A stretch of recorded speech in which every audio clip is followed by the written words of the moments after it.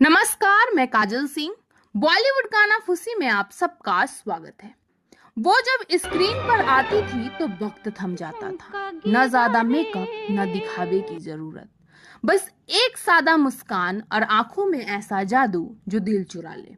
वो कोई शोर नहीं करती थी, लेकिन जब पर्दे पर चलती तो लोग सांसें रोक कर उसे देखते थे। किसे पता था कि थिएटर में नाटकों से शुरू हुई ये लड़की एक दिन बॉलीवुड की सबसे स्टाइलिश, सबसे दिलकश और सबसे ट्रेजिक हीरोइन बन जाएगी। हैरानी की बात यह है कि उसने अपनी पहली फिल्म के लिए सिर्फ ₹1 फीस ली और कहा, नाम कमाना है, दाम तो मिलते रहेंगे। ये कोई और नहीं, सादगी और स्टाइल की मूरत बॉलीवुड की बेहद ही खूबसूरत और टैलेंटेड अभिनेत्री साधना थी। एक्ट्रेस साधना का जन्म 2 सितंबर 1941 को कराची में हुआ।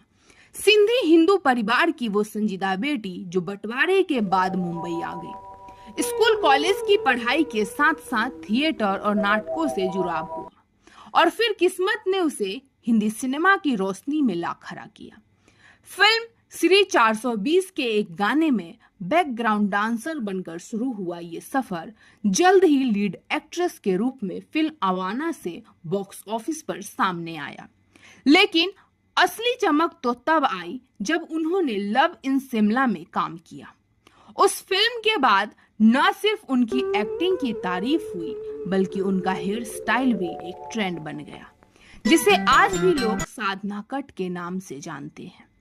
वो कौन थी? मेरा साया, आरजू, एक फूल दो माली, वक्त, मेरे महबूब और अनीता जैसी सुपरहिट फिल्मों में उन्होंने बॉलीवुड की सबसे ग्लैमरस और टैलेंटेड अभिनेत्रियों की कतार में खड़ा कर दिया। उनके गाने जैसे लग जा गले, झुमका गिरा रे, कौन आया, मेरा मन याद करता है और ये पर्दा हटा दो, जरा मुखरा दिखा दो, आज भी लोगों के दिलों में जिंदा है। लेकिन पर्दे पर चमकने वाला ये चेहरा असल जिंदगी में बहुत कुछ सहता रहा। साधना की जिंदगी में शोहरत थी, चाहने वाले थे, पर अंत में वो अकेली रह गई।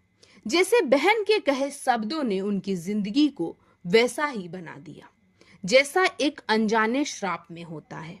दरअसल जब बबीता ने फिल्मों में कदम रखा और कपूर परिवार से जुड़ी उनकी मुलाकात रणधीर कपूर से हुई, दोनों में प्यार हुआ। बबीता बहन साधना की तरह बड़ी एक्ट्रेस बनना चाहती थी और रणधीर कपूर से शादी भी करना चाहती थी। मीडिया रिपोर्ट्स के मुताबिक जब ये बात राज कपूर को पता चली तो उन्होंने साधना को मिलने के लिए बुलाया और कहा, या तो फिल्म में या शादी, क्योंकि कपूर खानदान की बहुएं फिल्मों में काम नहीं करती हैं। साधना ने बड़ी बहन की तरह बबीता को समझाया। खबरों की माने तो साधना बबीता को अपने बच्चे की तरह मनाने लगी कि अगर फिल्मों में काम करना है तो रणधीर कपूर से शादी का ख्याल छोड़ दे। लेकिन बबीता गुस्से में थी और उन्होंने साधना को जवाब में ताना दिया कि बच्चा मानकर ये सब कुछ बातें कह रही है, कहीं ऐसा न हो कि एक दिन आप बच्चों के लिए तरसे। हालांकि बबीता ने ये बात गुस्से में कही, लेकिन ये बात सच हो गई क्योंकि साधना कभी मां ना बन सकी। अपने करियर के पिक पर उन्हें थायराइड की गंभीर बीमारी ने घेर लिया। इलाज के लिए अमेरिका जाना पड़ा और जब लौटी तो एक आंख पर असर इतना पड़ा कि धीरे धीरे उनका चेहरा स्क्रीन से गायब होने लगा। उन्होंने कैमरे से दूरी बना ली। वो जो कभी भीड़ में सबसे खास थी, वो अकेली हो गई। इतना ही नहीं, पति के निधन के बाद तो जैसे जिंदगी और भी वीरान हो गई। एक वक्त ऐसा भी आया जब कहा गया कि उन्हें आर्थिक तंगी का सामना करना पड़ा। वो जो कभी स्टाइल आइकॉन थी, आखिरी वक्त में एक गुमनाम किराएदार की तरह रही। 25 दिसंबर साल 2015 को साधना ने इस दुनिया को अलविदा कह दिया, चुपचाप, बिल्कुल वैसे जैसे वो पर्दे से गायब हुई थी।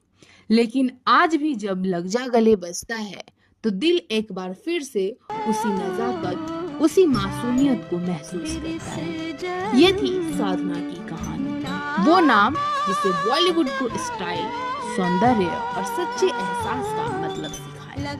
बॉलीवुड से जुड़ी इसी तरह के दिलचस्प किस्से, कहानी और लेटेस्ट अपडेट जानने के लिए बॉलीवुड कानाफूसी के साथ जुड़े रहे और चैनल को सब्सक्राइब करना ना भूलें। धन्यवाद। मिलते हैं नेक्स्ट वीडियो के साथ। तब तक हंसते रहिए और मुस्कुराते रहिए।